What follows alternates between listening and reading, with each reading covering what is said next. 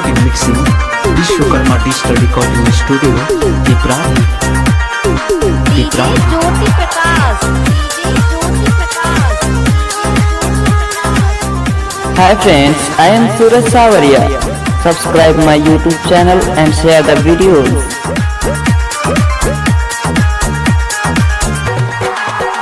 बेवफा ये तेरा चेहरा तेरी ओर खींच लाती है।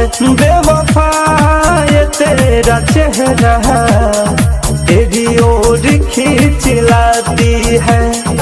जब जब भुलाना चाहूँ मैं, जब जब भुलाना चाहूँ तू सामने आ जाती है। बेवफा ये तेरा चेहरा तेरी ओर खींच लाती है। बेवफा ये तेरा चेहरा तेरी ओर खींच लाती है।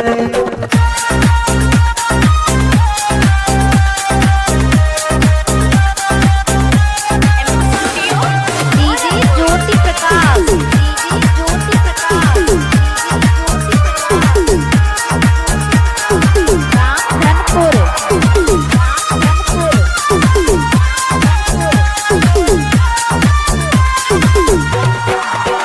चाहत ना तुझको पाने की है ख्वाहिश, भूल जाने की आदत सी हो गई है। तेरी याद दिल को आने की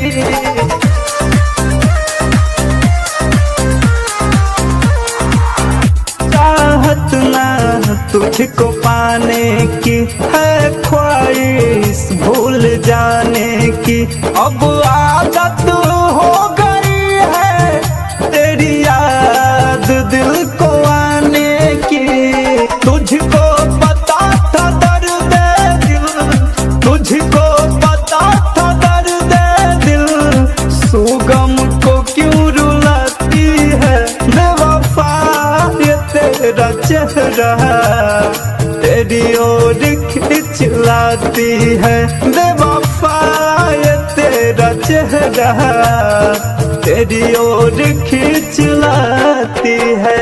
Vishwakarma digital recording studio Piprahi.